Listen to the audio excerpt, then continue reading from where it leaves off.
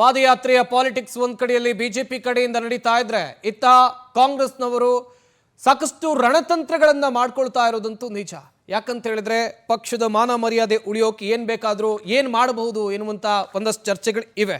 ಚರ್ಚೆಯನ್ನ ಮಾಡ್ತಾ ಹೋಗೋಣ. ನಮ್ಮ ಸ್ಟುಡಿಯೋದಲ್ಲಿ ಅತಿಥಿಗಳು ಕೂಡ ಜಾಯ್ನ್ ಆಗಿದ್ದಾರೆ. ಮೊದಲನೇದಾಗಿ ಬಿಜೆಪಿ ವಕ್ತಾರರಾಗಿರುವಂತಹ ಗೋವಿಂದ ರಾಜು ಅವರು ನಮ್ಮ ಈ ಕಾರ್ಯಕ್ರಮದಲ್ಲಿದ್ದಾರೆ. ಸರ್ ನಮಸ್ಕಾರ, ಕಾರ್ಯಕ್ರಮಕ್ಕೆ ಸ್ವಾಗತ.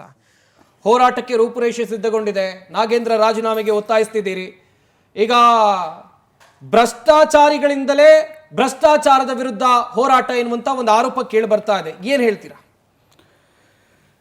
ಸರ್? ಇವತ್ತು ಇಡೀ ರಾಜ್ಯ ಕಂಡಂಥ ಒಂದು ದೊಡ್ಡ ಹಗರಣ ಅಂದರೆ ಅದು ವಾಲ್ಮೀಕಿ ಅಭಿವೃದ್ಧಿ ನಿಗಮದ ಹಗರಣ.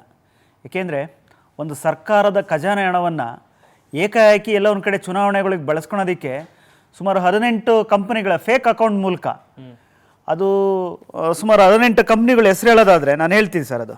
ಏಕೆಂದರೆ ಇವತ್ತು ಎಲ್ಲ ಒಂದು ಕಡೆ ಆ ಸಮುದಾಯದ ಯುವಕರಿಗೆ ಎಲ್ಲ ಒಂದು ಕಾರ್ ಕೊಡಿಸೋವಂಥದಕ್ಕೆ, ಇಲ್ಲ ವ್ಯಾಪಾರ ಮಾಡೋವಂಥವ್ರಿಗೆ, ಇಲ್ಲ ಎಲ್ಲ ಒಂದು ಕಡೆ ರೈತರಿಗೆ ಎಲ್ಲೊಂದು ಬೋರ್ವೆಲ್ ಕೊಡಿಸ್ಕೊಳೋಂಥದಕ್ಕೆ, ಒಟ್ಟು ಆ ಸಮುದಾಯದ ಅಭಿವೃದ್ಧಿಗೆ ಇಟ್ಟಂಥ ಹಣವನ್ನು ಏಕಾಏಕಿ ಇವರು ಮನೆಗೆ ಮತ್ತು ಇವ್ರ ಚುನಾವಣೆಗೆ ಅವ್ರ ಸುತ್ತಮುತ್ತ ಇರ್ತಕ್ಕಂಥ ಬಂಟ್ರಿಗೆ ಈ ಹಣವನ್ನು ಟ್ರಾನ್ಸ್ಫರ್ ಮಾಡ್ಕೊಂಡು ಅದು ಚುನಾವಣೆಗೆ ಬಳಸುವಂಥ ಕೆಲಸ ಮಾಡ್ತಾರೆ ಅಂದರೆ ಇವತ್ತು ಇದನ್ನು ಒಪ್ಕೊಳಕ್ಕೆ ಸಾಧ್ಯನೇ ಈ ರಾಜ್ಯದ ಜನತೆ? ಯಾಕೆಂದರೆ ಈ ರಾಜ್ಯದ ಜನತೆ ಕೊಟ್ಟಂಥ ತೆರಿಗೆಯನ್ನು ಅದರಲ್ಲಿ ಒಂದು ಪಾಲನ್ನು ಇವತ್ತು ವಾಲ್ಮೀಕಿ ಅಭಿವೃದ್ಧಿ ನಮಗೆ ಇಟ್ಟಂಥ ಸಂದರ್ಭದಲ್ಲಿ ಆ ಸಮುದಾಯವನ್ನು ಉದ್ಧಾರ ಮಾಡುವಂಥ ಕೆಲಸ ಮಾಡಬೇಕಾಯಿತು.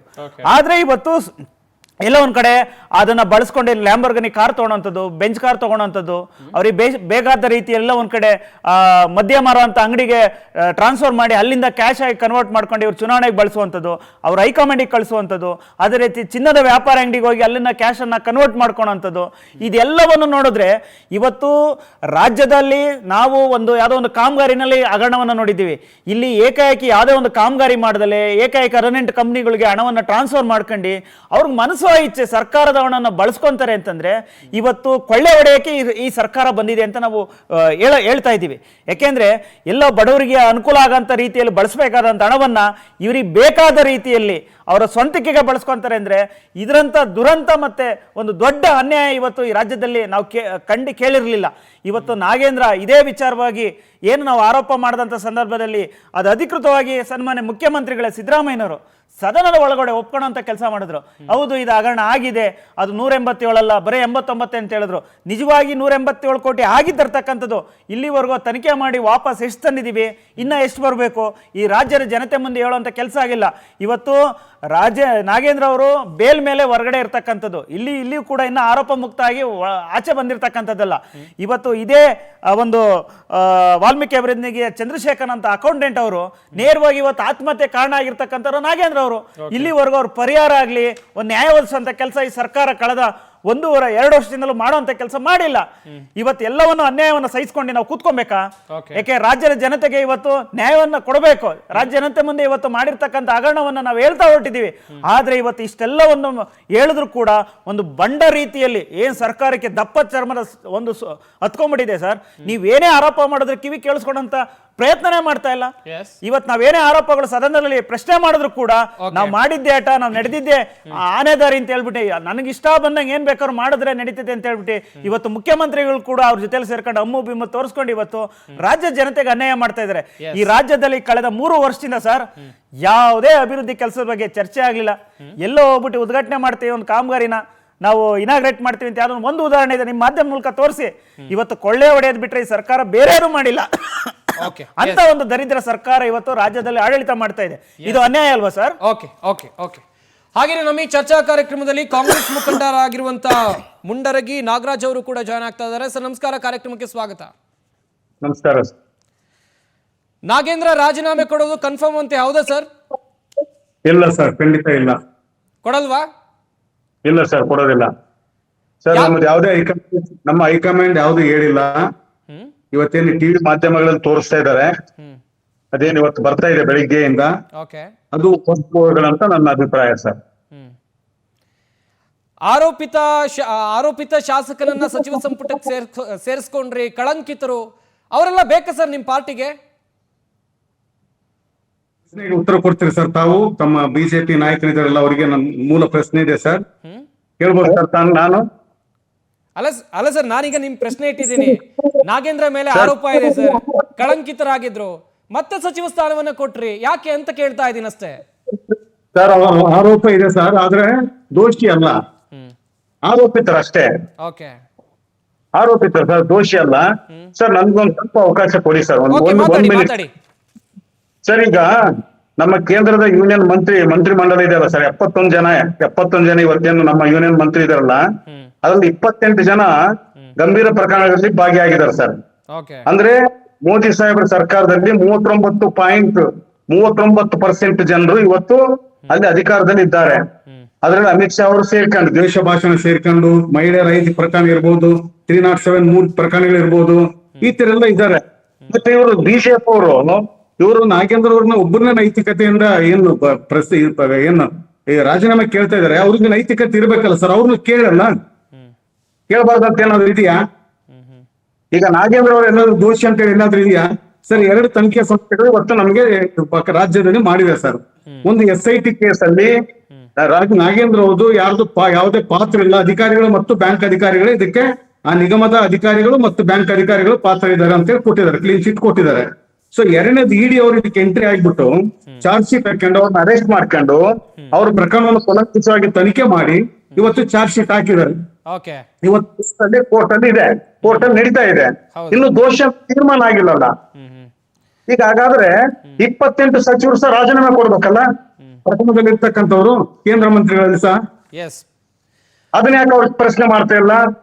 ಅದ್ರ ಬಗ್ಗೆ ಯಾಕೆ ಮಾತಾಡ್ತಿಲ್ಲ? ನಾಗೇಂದ್ರ ಅವ್ರದ್ದೊಬ್ಬರದ್ದು ಯಾಕೆ ಮಾತಾಡ್ತಾ ಇದ್ದಾರೆ ಸರ್? ನಾನು ಇದ್ರಲ್ಲಿ ಏನಾದ್ರು ನಿಮಗೆ ಏನಾದ್ರು ಇದ್ರೆ ಅವ್ರಿಗೆ ಚೆಕ್ ಮಾಡಕ್ ಹೇಳಿ ಸರ್, ನಾನೇನ್ ಹೇಳ್ತಾ ಇಲ್ಲ. ಬರ್ತೀನಿ ಶೋ ಮಾಡ್ತಾ ಇದ್ದೀನಿ ಸರ್ ನಾನು. ಮುಂದಿನ ಹಂತದಲ್ಲಿ ನಿಮ್ಮಿಂದ ನಾನು ಮಾಹಿತಿಯನ್ನ ಪಡ್ಕೊಳ್ತೀನಿ. ಹಾಗೇನೆ ನಮ್ಮ ಈ ಚರ್ಚಾ ಕಾರ್ಯಕ್ರಮದಲ್ಲಿ ಬಿಜೆಪಿ MLC ಆಗಿರುವಂತ ಲಿಂಗರಾಜ್ ಪಾಟೀಲ್ ಅವರು ಕೂಡ ಜಾಯ್ನ್ ಆಗ್ತಾ ಇದ್ದಾರೆ. ಸರ್ ನಮಸ್ಕಾರ, ಕಾರ್ಯಕ್ರಮಕ್ಕೆ ಸ್ವಾಗತ. ನಮಸ್ಕಾರ ಸರ್. ನಮಸ್ಕಾರ. ಒಂದ್ ವೇಳೆ ಸಚಿವ ಬಿ ನಾಗೇಂದ್ರ ಅವರು ಸಚಿವ ಸ್ಥಾನಕ್ಕೆ ರಾಜೀನಾಮೆಯನ್ನ ಕೊಟ್ಟಿದ್ದೇ ಆಗಿದ್ದಲ್ಲಿ ನಿಮ್ಮ ಪಾದಯಾತ್ರೆ ಹೋರಾಟವನ್ನ ಹಿಂಪಡ್ಕೊಳ್ತೀರಾ ಹೇಗೆ? ನೋಡಿ, ಪಾದಯಾತ್ರೆ ಕೇವಲ ನಾಗೇಂದ್ರ ಅವರು ರಾಜೀನಾಮೆ ತೆಗೆದುಕೊಳ್ಳಿಕ್ ಮಾತ್ರ ಅಂತಲ್ಲ. ಇಡೀ ರಾಜ್ಯದಲ್ಲಿ ಕಾಂಗ್ರೆಸ್ ಸರ್ಕಾರ ಇವತ್ತು ಸಿದ್ದರಾಮಯ್ಯ ಅವರು ಇದ್ದಾಗಿರ್ಬೋದು ಅಥವಾ DK ಶಿವಕುಮಾರ್ ಮುಖ್ಯಮಂತ್ರಿ ಆದ್ಮೇಲೆ ಒಟ್ಟು ಯಾವುದೇ ರೀತಿಯ ಅಭಿವೃದ್ಧಿ ಕೆಲಸಗಳು ಆಗ್ತಾ ಇಲ್ಲ. ರಾಜ್ಯದಲ್ಲಿ ಬರ ಇದೆ, ರೈತರಿಗೆ ಸಮಸ್ಯೆಯಲ್ಲಿದ್ದಾರೆ, KPSC ಹಗರಣ ಇದ್ದಾವೆ, ನಿರುದ್ಯೋಗಿ ಸಮಸ್ಯೆ ಇದೆ, ಗೃಹಲಕ್ಷ್ಮಿಯಲ್ಲಿ 5,000 ಕೋಟಿ ರೂಪಾಯಿದು ಅದು ಕ್ಲಿಯರ್ ನಮ್ಗೆ ಯಾವ್ದು ಪಿಕ್ಚರ್ ರಾಜ್ಯದ ಜನತೆಗೆ ತಿಳಿಸ್ತಾ ಇಲ್ಲ. ಹೀಗೆ ಹಲವಾರು ಸಮಸ್ಯೆಗಳನ್ನ ಇಟ್ಟುಕೊಂಡು ನಾವು ಪಾದಯಾತ್ರೆ ಮಾಡ್ತಾ ಇದೀವಿ. ಅಕಸ್ಮಾತ್ ನಾಗೇಂದ್ರ ಅವರು ರಾಜೀನಾಮೆ ಕೊಟ್ಟರು ಕೂಡ ನಮ್ಮ ಪಾದಯಾತ್ರೆ ಮುಂದುವರಿಯಲಿದೆ. ಅದು ಇಡೀ ಸರ್ಕಾರದ ವಿರುದ್ಧವಾಗಿ ಆ ಪಾದಯಾತ್ರೆ ಇರ್ತದೆ. ಸರ್, ಸದನದಲ್ಲಿ ಧ್ವನಿ ಎತ್ತಬೇಕಿತ್ತು, ನೀವು ಅಲ್ಲಿ ಪ್ರತಿಭಟನೆಯನ್ನ ಮಾಡಿ ಕಾಲಹರಣ ಮಾಡಿದ್ರಿ ಎನ್ನುವ ಆರೋಪ. ನೋಡ್ರಿ, ಸದನದಲ್ಲಿ ನಮ್ದು ಅದೇ ಇತ್ತು, ಏನು ಅವ್ರ ರಾಜೀನಾಮೆ ತಗೊಂಡು ನೀವು ನಂತರ ಕಾರ್ಯಕಲಾಪ ನಡೆಸ್ರಿ ಅಂತ ಹೇಳ್ತೀವಿ. ಅದು ವಿಧಾನ ಪರಿಷತ್ತಲ್ಲಿ ಇರ್ಬೋದು, ವಿಧಾನಸಭೆಯಲ್ಲಿ ಇರ್ಬೋದು. ಯಾಕಂತಂದ್ರೆ ಈಗ ನಾಗೇಂದ್ರ ಅವರು ಹಿಂದೆ ಸಚಿವರಿದ್ದಾಗ ಸಿದ್ದರಾಮಯ್ಯ ಮುಖ್ಯಮಂತ್ರಿ ಮಂಡಲದಲ್ಲಿ ಇದ್ರು ಅವರು. ಅವಾಗ ಮುಖ್ಯಮಂತ್ರಿಗಳು ಸದನದಲ್ಲಿ ಉತ್ತರ ಕೊಟ್ಟಿದ್ದಾರೆ, ನಾವು ಆಪಾದನೆ ಮಾಡಿದ್ದೇನು 187 ಕೋಟಿ. ಅವಾಗ ಸದನದಲ್ಲಿ ಸ್ವತಃ ಮುಖ್ಯಮಂತ್ರಿಗಳು ಹೇಳಿದ್ದಾರೆ, ಏನು 187 ಕೋಟಿ ಅಲ್ಲ 89 ಕೋಟಿ ಅಂತೇಳಿ ಒಪ್ಕೊಂಡಿದ್ದಾರೆ. ಇದು ಸದನದಲ್ಲಿ ಆಗಿರುವಂತ ಚರ್ಚೆ. ಮತ್ತು ಆವಾಗ ಸಿದ್ದರಾಮಯ್ಯ ಅವರ ಮಂತ್ರಿ ಮಂಡಲದಲ್ಲಿ ಇದ್ದಂತ ನಾಗೇಂದ್ರ ಅವ್ರನ್ನ ರಾಜೀನಾಮೆ ತಗೊಂಡ್ರಕ್ಕೆ ಈಗ ಅದೇ ವ್ಯಕ್ತಿ ಯಾವುದೇ ಬದಲಾವಣೆ ಆಗಿಲ್ಲ. ಅಂದ್ರೆ ಅವ್ರ ಮೇಲೆ ಚಾರ್ಜ್ ಶೀಟ್ ಇದೆ, ED ನೋಟಿಸ್ ಇದೆ, ಅವರು ಬೇಲ್ ಮೇಲೆ ಇದ್ದಾರೆ, ಇನ್ನು ಹಣ ಒಂದಷ್ಟು ಬಾಕಿ ಬರೋದಿದೆ, ಯಾವುದು ಕ್ಲೀನ್ ಚಿಟ್ ಸಿಗದೆ ಇರೋದ್ರಿಂದ ಈಗ ಅವ್ರನ್ನ ಮತ್ತೆ ವಾಪಸ್ DK ಶಿವಕುಮಾರ್ ಅವರು ತೆಗೆದುಕೊಳ್ಳಲು ಕಾರಣ ಏನು? ಇದು ರಾಜ್ಯದ ಜನರಿಗೆ ಪ್ರಶ್ನೆ ಮಾಡ್ತಾ ಇದಾರೆ. ಅದನ್ನ ಪ್ರತಿಪಕ್ಷವಾಗಿ ಭಾರತೀಯ ಜನತಾ ಪಕ್ಷ ಇದೀವಿ. ಇದು ಒಂದು ಭಾಗ.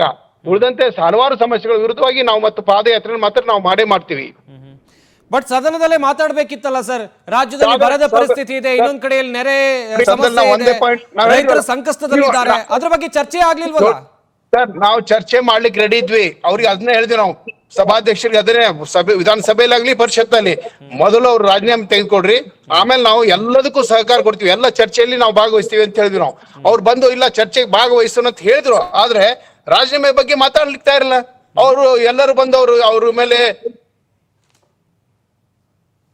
ಎಸ್, ಓಕೆ, ಮುಂಡರಗಿ ನಾಗರಾಜ್ ಅವರನ್ನ ಮಾತನಾಡಿಸ್ತಾ ಹೋಗೋಣ. ಗಮನಿಸ್ತಾ ಇದ್ರಿ, ನಾಗರಾಜ್ ಅವರೇ, ಸಾಕಷ್ಟು ದಲಿತ ಶಾಸಕರಿದ್ರು, ಅವರನ್ನ ಸಚಿವ ಸಂಪುಟಕ್ಕೆ ಸೇರಿಸ್ಕೊಳ್ಬಹುದಿತ್ತು. ಕ್ಲೀನ್ ಚೀಟ್ ಸಿಕ್ಕದೆ ಇರುವಂತ ಒಬ್ಬ ಆರೋಪಿತ ಶಾಸಕನನ್ನ ಸೇರಿಸ್ಕೊಂಡಿದ್ದು ಎಷ್ಟರ ಮಟ್ಟಿಗೆ ಸರಿ? ಬಳ್ಳಾರಿ ಭಾಗದವರೇ ಇದ್ರು ಸರ್. ಸರ್ ಈಗ ನನ್ಗೊಂದು ಪ್ರಶ್ನೆ ಸರ್ ತಮಗೆ. ಸರ್ ನಾನು ಆಗ್ಲೇ ತಮಗೆ ಹೇಳಿದೆ, ನಾಗೇಂದ್ರ ಅವರು ಎಲ್ಲಾರು ದೋಷಿ ಅಂತೇಳಿ ಎಲ್ಲಾರು ಕನ್ಫರ್ಮ್ ಆಗಿದೆಯಾ? ಆರೋಪಿ ಅಷ್ಟೇ, ಆರೋಪಿ ಸ್ಥಾನದಲ್ಲಿ ಇದ್ದಾರೆ. ಓಕೆ, ದೋಷಿ ಅಂತ ಆಗಲಿ ಸರ್. ಆರೋಪ ಮತ್ತು ದೋಷ ನೋಡಿ, ಆ ಕಾಂಗ್ರೆಸ್ ಮುಖಂಡರಿಗೆ ನಾನು ಕೇಳಲಿಕ್ಕೆ ಬಯಸ್ತೇನೆ, ಒಬ್ಬ ಆರೋಪಿನ ನೀವು ಮಂತ್ರಿ ಮಂಡಲದಲ್ಲಿ ತಗೊಳ್ಲಿಕ್ಕೆ ಇದೆಯಾ? ಅಂದ್ರೆ ನಿಮ್ ನೈತಿಕತೆ ಏನು? ಸಿದ್ದರಾಮಯ್ಯ ಅವರು ತೆಗಿತಾರೆ, ಡಿ ಕೆ ಶಿ ತೆಗೆದುಕೊಳ್ತಾರೆ, ಏನಿದ್ರ ಅರ್ಥ? ಸರ್ ನಮ್ಮ ಒಬ್ಬ ಭ್ರಷ್ಟಾಚಾರಿ ಮಂತ್ರಿಯನ್ನ ಒಬ್ಬ ಮುಖ್ಯಮಂತ್ರಿ ತೆಗೆದವರು ಇನ್ನೊಬ್ಬ ಮುಖ್ಯಮಂತ್ರಿ ತಗೋತಾರಂದ್ರೆ ಇದ್ರ ಹಿಂದೆ ಏನು ಉದ್ದೇಶ ಇದೆ? ಇದರಿಂದ ಯಾರ್ಯಾರ ಕೈವಾಡಿದೆ, ಇದರಲ್ಲಿ ಏನೇನು ಹಸ್ತಕ್ಷೇಪ ಆಗಿದೆ ಅದೆಲ್ಲ ಬೇಕಲ್ಲ, ರಾಜ್ಯದ ಜನರಿಗೆ ಗೊತ್ತಾಗ್ಬೇಕಲ್ಲ. ಸರ್ ನನ್ ಪ್ರಶ್ನೆ ಇದೆ ಸರ್ MLC ಸಾಹೇಬರಿಗೆ. ಸರ್ ಹಾಗಾದ್ರೆ ಅವ್ರದೇ ಭ್ರಷ್ಟಾಚಾರ ಅಂತ ಹೇಳಿದ್ರೆ, ಈ ದೇಶದಲ್ಲಿ ಕೇಂದ್ರ ಮಂತ್ರಿಮಂಡಲದಲ್ಲಿ 28 ಜನರು ಯೂನಿಯನ್ ಮಿನಿಸ್ಟರ್ ಪ್ರಕರಣದಲ್ಲಿ, ಗಂಭೀರ ಪ್ರಕರಣದಲ್ಲಿ ಭಾಗಿಯಾಗಿದ್ದಾರೆ. ಅವ್ರ ಮೇಲೆ ನೀವು ವಿಷಯವನ್ನ ಹಸ್ತಾಂತರ ಮಾಡಬೇಡ್ರಿ. ಒಂದ್ ನಿಮಿಷ ಸರ್, ಮಾತಾಡ್ಲಿ ಅವರು ದಯವಿಟ್ಟು. ಮಾತಾಡ್ಬೇಕಾದ್ರೆ ನಾನು ಮಾತಾಡಿಲ್ಲಲ್ಲ. ನಾನು ಮನವಿ ಮಾಡ್ಕೊಳ್ತೀನಿ ತಮಗೆ. ಈಗ ಲಿಂಗರಾಜ್ ಸಾಹೇಬ್ರು ತಮಗೆ ಮನವಿ ಇದೆ, ಹೇಳಿ. ಈ ದೇಶದ 3.0 ನಿಮ್ಮ ಮೋದಿ ಸಾಹೇಬ್ರ ಸರ್ಕಾರದಲ್ಲಿ 39%, 71 ಜನ ಮಂತ್ರಿಗಳ ಪೈಕಿ 28 ಜನ ಮಂತ್ರಿಗಳು, 8 ಜನ ದ್ವೇಷ ಪ್ರಕರಣದಲ್ಲಿ, ದ್ವೇಷ ಭಾಷಣದಲ್ಲಿ, 2 ಜನ 307 ಕೇಸ್, ಒಳ್ಳೆ ಪ್ರಕರಣದಲ್ಲಿ. ನಾಚಿಕೆ ಆಗೋಲ್ಲ ನಿಮ್ಗೂ ಮತ್ತೆ ರಾಹುಲ್ ಗಾಂಧಿಗೆ ನಾಚಿಕೆ ಆಗೋದಿಲ್ವಾ? ಇವತ್ತು ಆರೋಪ ಸಾಬೀತಾದ್ರೂ ರಾಜೀನಾಮೆ ತಗೊಳ್ಳೋ ಯೋಗ್ಯತೆ ಇಲ್ಲ ಇಟ್ಕೊಂಡಿಲ್ಲ ನೀವು ಕಾಂಗ್ರೆಸ್ನವರು. ರಾಜ್ಯದ ಜನತೆ ಪರವಾಗಿ ಇವತ್ತು ಇದು ಭ್ರಷ್ಟಾಚಾರದ ವಿಷಯ, ರಾಜ್ಯದ ಅಭಿವೃದ್ಧಿ ವಿಚಾರ ಇದು. ಲಿಂಕ್ ಮಾಡ್ತಾ ಇದ್ರಲ್ಲ. ಈಗ ದುಡ್ಡು ವಾಪಸ್ ಬಂದಿದೆ ಅಲ್ವಾ? ಯಾಕೆ ಹೆಂಗೆ ಹೋಯ್ತಾಗಾದ್ರೆ ದುಡ್ಡು ವಾಪಸ್ ಬಂದಿತ್ತು ಅಂತ ಇಷ್ಟು ಈಸಿಯಾಗಿ ಹೇಳೋಂತವ್ರಿಗೆ ಇವತ್ತು ನಿಮ್ಗೆ ಮಾನ ಮರ್ಯಾದೆ ಇದೆಯಾ? ಇವತ್ತು ಒಂದು ಹಣವನ್ನ ಯಾವ್ದೋ ಒಂದು ಇದ್ರ ಕಂಪ್ನಿ ಟ್ರಾನ್ಸ್ಫರ್ ಮಾಡಿ ಇವತ್ತು ವಾಪಸ್ ಮಾಡ್ಕೊಡೋಂತ ಕೆಲಸ ಮಾಡ್ತೀರಾ ಅಂದ್ರೆ ನಾಚಿಕೆ ಆಗಲ್ವಾ ಕಾಂಗ್ರೆಸ್ನವ್ರಿಗೆ? ಅವ್ರಿಗೆ ಮಾನ ಮರ್ಯಾದೆ ಹಾಗಾದ್ರೆ ಅಲ್ಲ ರೀ, ಇವತ್ತು ಸರ್ಕಾರದ ಖಜಾನೆ ಹಣವನ್ನ ಟ್ರಾನ್ಸ್ಫರ್ ಮಾಡ್ಕೊಂಡಿರ್ತಕ್ಕಂಥವ್ರಿಗೆ ಇವತ್ತು ರಾಜ್ಯ ಜನತೆ ಮುಂದೆ ಕ್ಷಮೆ ಕೇಳುವಂತ ಕೆಲಸ ಮಾಡ್ಬೇಕು. ದಲಿತರ ದುಡ್ಡು, ದಲಿತರ ಒಬ್ಬ ಮಂತ್ರಿ ದಲಿತರ ದುಡ್ಡನ್ನೇ ಹೊಡಿತಾನಂದ್ರೆ ಏನಿದು ಅರ್ಥ?